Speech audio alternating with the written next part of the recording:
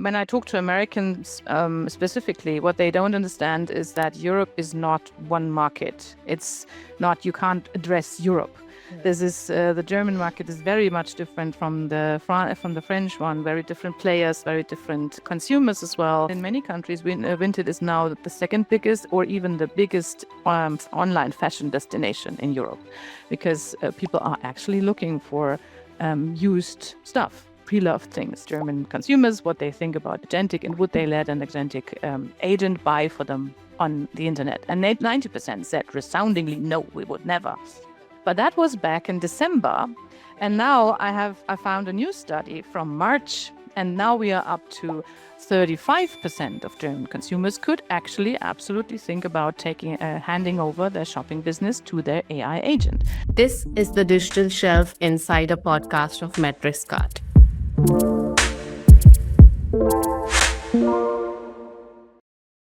For years, the playbook for brands was simple. Get out the massive horizontal marketplace giant and ride the wave. But lately, the ground is shifting. Retailers are doubling down on vertical niches like DIY, fashion, electronics, and they're winning. To decode what's happening in the European marketplace, from these specialized platforms to shifts in AI discovery, I have the perfect guest. She is an e-commerce journalist, a platform specialist, and the co-founder of Marketplace Universe. Let's welcome Ingrid Lommer. But before we dive in, I have a quick favor to ask you in the typical diary of a CEO style. I looked at that data and 76.9% of you are not yet subscribed. We work incredibly hard to bring you these very cool deep dive on e-commerce insights, and single best way you can support our show is by hitting that subscribe button. It takes less than 2 seconds. So go hit that subscribe button and let's get started. Hi Ingrid. Very warm welcome to the podcast. How are you doing today? Hi, Shreshta. I'm really happy to be here. Looking forward to our conversation. Thanks for having me. Awesome. So we've covered a little bit about how and what's happening in the Europe e-commerce space today with Ingrid, and I'm super excited. Have a couple of questions for you. Let's start with a more macro perspective on, like, you've seen the rise of horizontal giants right now, but lately we also see that retailers double down on specific categories like DIY or fashion or electronics. A larger share comes in this category. The shoppers are coming in this category. So is it about owning the customer experience in a way generalists can't? I think absolutely. And maybe I need to take a step back, as we're talking mostly to an American audience here. And I think what you have to understand about Europe is that retail and retailers have always been a very strong part of our economy here. And there we have some really strong retail brands that have been active mostly offline and have sort of slept on the e-commerce market for a long time, and especially on the marketplace revolution in a way. So that gave Amazon in particular the opportunity to take over the market in at least most of Western Europe. It's a bit of a different story in the Eastern European part, but I can dive into that more if you want me to. And just to let you know, you have to stop me, because this is what I'm doing all the time. And I'm researching really deep into how marketplaces and retailers working in e-commerce. So I might get, into rambling. So do stop me if it gets too much. I guess we all love it. We would love to get to know more. So it's fine. Yeah, that's good. So I think for a long time, at least in Western and in the bigger European markets like Germany, France, UK as well, Italy, Spain, which are the biggest markets, and then afterwards we go over to Poland and Netherlands and Switzerland, which are a bit smaller.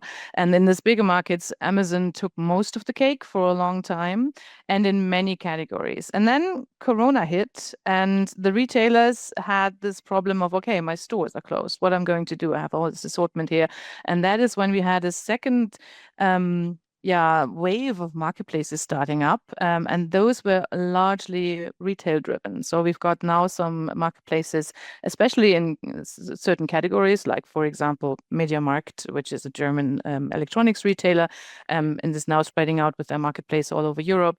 We've got B&Q, which is a part of the British DIY chain Kingfisher, that is now taking over in DIY. We've also had in some certain regions, for example, like France, France and the Netherlands, always a very strong local e-commerce part. And that is now being taken over by supermarket players like Carrefour or Auchan, or in Great Britain also Tesco's. So yeah, we've got these retail people companies that are now moving into these spaces and yeah, eating up parts of what Amazon has established. They are still by far not reaching up to Amazon, but they are gaining relevance, absolutely. Interesting. And what do the shopping habits look like of people? Are they very price conscious? Are they switching to private labels more with how the economy is? Well, that depends very much on the category and on the country market. When I talk to Americans specifically, what they don't understand is that Europe is not one market. It's not, you can't address Europe. Yeah. This is the German market is very much different from the French one. Very different players, very different consumers as well. Different focus on categories. And the same goes for Spain and Italy. They might seem close, but they are actually different countries and work very differently. It even goes for Portugal and Spain, which are often just seen as one item, but they are not. So this is hard to answer that. I think as a rule, as general rule, we are in many of the European countries in something of a regression phase. So economics is difficult. So of course, people are looking a bit more on price than they may be used to a few years ago. And that came along with the rise of Temu over here and Shein, so the Chinese players that are absolutely playing to this low price segment. But you also have to see that this low price segment for a long time has not been very attractive to retailers because it's hard to make low price work in e-commerce because there's so many problems for your sales, for your profits. So many larger and more established e-commerce companies just left that low price area out. They just didn't offer a lot of assortment here. And this is where Temu and Shein just, grasp, just filled up the gap, I guess. Yeah. So yeah, I think it's twofold. And in a way, we are looking more at price than we used to before. But it's not that now, you can't sell any high price items anymore. It's just that growth at the moment is happening mostly in this lower price area. And this is where Temu and Shein take the cake mostly. Right. In your recent events and podcasts, what is that one trend that you're seeing most of the brand leaders or digital commerce leaders speak about more? Well, it depends again on who you're talking to. I think if you are asking for brands and retailers, they will tell you that at least inside Europe and at least especially in Germany, where I'm located, people are discovering cross-border for them because they see, okay, inside our own market, we might have trouble. There might not be as much growth as we are used to. So we are looking for new opportunities in other countries. And what is strange is that many of the bigger markets in Europe are still largely domestic. For example, in Germany, we only have around about 10 to 12% of the e-commerce volume is being cross-border. In France, it's a bit more. In the smaller countries like Netherlands, for example, it's nearly up to 50% because the market is smaller. But still, in many countries, cross-border is still something that can be, absolutely extended. So this is something that we're working on. But if you look at the consumer side of things, I think what a lot of brands and retailers and also marketplaces are missing, and that might be unique to Europe, though I'm not sure about the US, but maybe you can enlighten me here. That is a definite trend towards re-commerce and second-hand products. So we have a few marketplaces like Vinted, for example, that has been taking over all of Europe with their C2C fashion focus mostly. And in many countries, Vinted is now the second biggest or even the biggest online fashion destination in Europe because people are actually looking for used stuff, pre-loved things.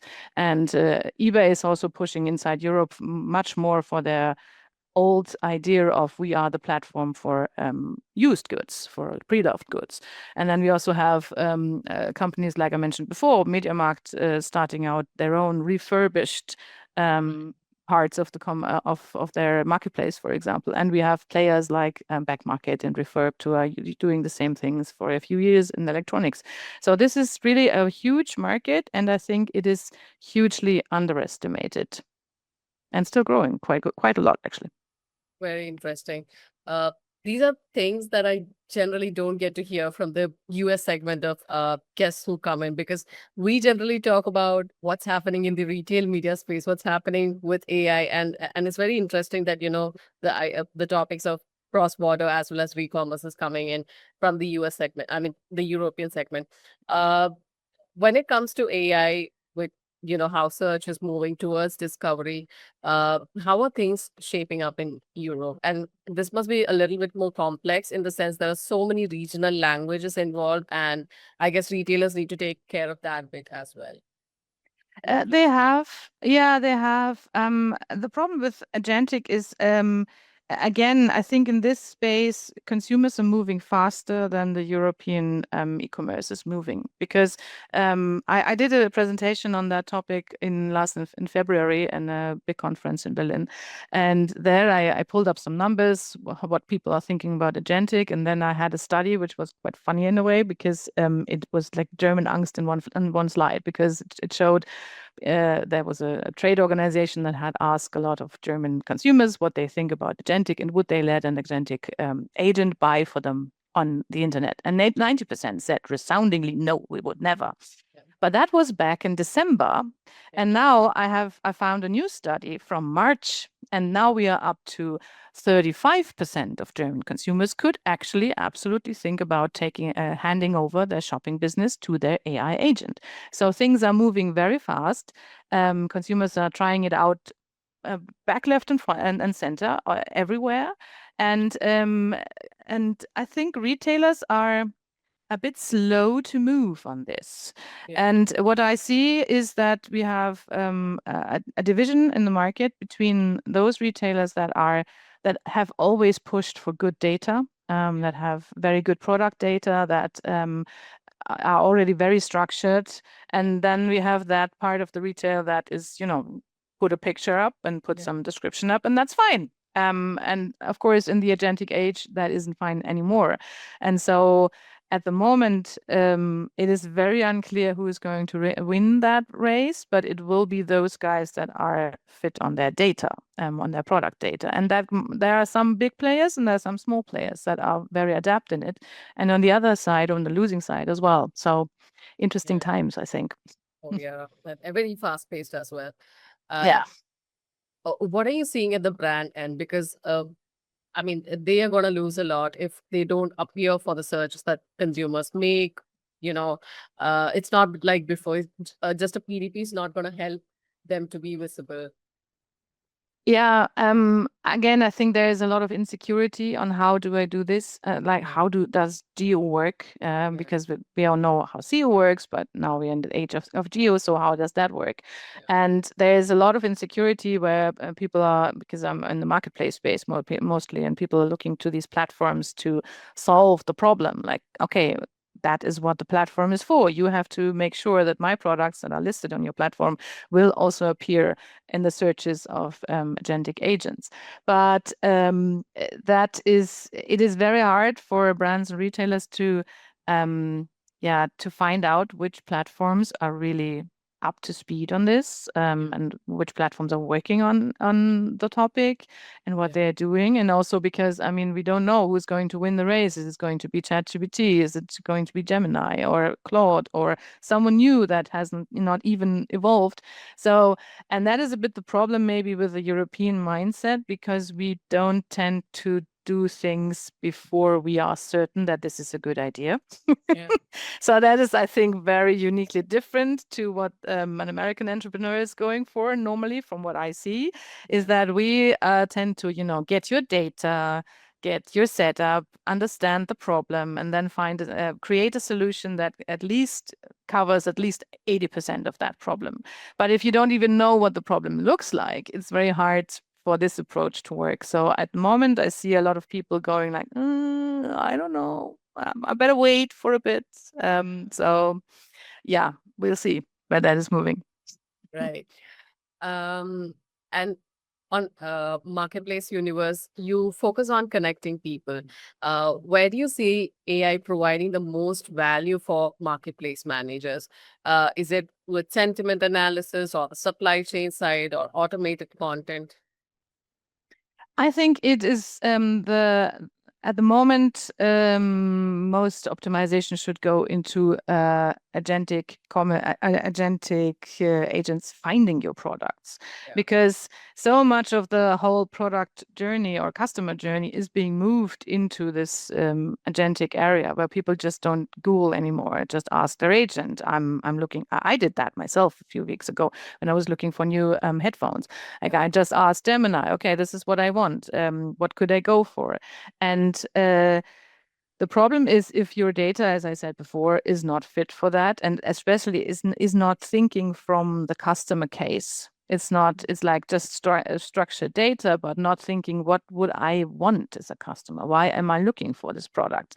And if you're not optimizing for that, then you will just not be visible anymore. And that is true for your products everywhere, and no matter if they're in your own online shop or if they're on Amazon.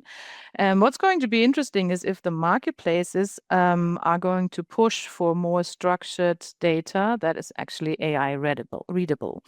That's going to be interesting. So if Amazon and all the other marketplaces come to their third-party retailers and tell them, okay, these are the new guidelines that you will have to follow, then this will be a lot of work, I think. It would also be helpful, I think, and it would be a good platform service if the platforms for themselves decide how they want to appear inside the AI. But at the moment, I don't see that happening. I think many marketplaces for themselves are still looking for the right way to go with this topic. Yeah. But that would be a lot of work also when a brand has thousands Absolutely. of SKUs. Yes. Yeah, Yeah. absolutely. But I think that is basically, or honestly, that is work that should also already have happened in a way, Yes. because if Yes. you are optimizing for AI, your data is very good for the consumer as well. So kudos to you if you are already at that point, because that means you have already done your homework. And if you haven't, now is the time to do that at the latest. So I think that is the most easiest way to start, if you just optimize your product data and think from the AI and from the consumer perspective. That will help you a lot. That is one part. And the other part, of course, is that what we are all doing. Optimize your own business, your own processes, everything that you can automate or just make easier within your own company. That, of course, is helpful, but that is a totally different beast. That is more of a, I know that would be more for someone who's a entrepreneurial consultant than for a marketplace consultant in my case. Definitely. We've almost come to the end of the episode, and I've got one more question for you, Ingrid. Mm. What's happening in the social commerce front? How is TikTok taking up in Europe generally and in specific parts, if it's like really, catching up? Yeah, they are. And I think it's really important that you're touching upon that point in this episode, because if you talk about agentic on the one side, you should not leave out the social commerce revolution on the other side, because I really think that this is a sort of a dichotomy in a way. Yeah, we've got both things are true and Yeah. both things are very relevant. And they might not both be relevant for each brand or for each product, but they are equally important to look at. And especially with social commerce, that is something that, at least in Europe, we have often looked at over the last years as a trend that is just happening in Asia. That's nothing to do with us. This is, the strange Chinese people doing things on television and selling stuff. That's nothing to do with us, but well, now it does. It absolutely does. TikTok is growing very strongly in all the European countries. A TikTok shop where it has started out, which is UK, Germany, France, Spain, and I think Italy, or they are just about to launch Italy. So, and wherever they are starting, it always seems to be the same thing. They have a few challenging weeks in the beginning when the feed is still ramping up, and then we had that in Germany when they were starting out. We had a few e-commerce companies and very prominent ones too, trying them out and then leaving TikTok shop after just 6 weeks and saying, yeah, that's not working for us. I think they will return sooner or later because the growth rates are very impressive, and they are doing interesting things, and they are learning fast how the European market is working. That is something that differentiates them from other Chinese players. They really look at the market and see, okay, this is a bit different than we are used to in Asia, and it's also a bit different than we are used to in the US, and we're doing it the European way, and that is working quite well. So I think that is something that is in a time of agentic and which is all very technical and very very mind-based in a way, because as I said before, if you go to your AI and ask them what about the specifics of your headphones, that's a very headstrong decision. And then you have this other very human element where you just scroll through things and go like, oh, that's nice, that's pretty. So yeah, absolutely. And so I think you need both things, and consumers will always want both things. So yeah, TikTok shop, absolutely one of the main trends at the moment in Europe.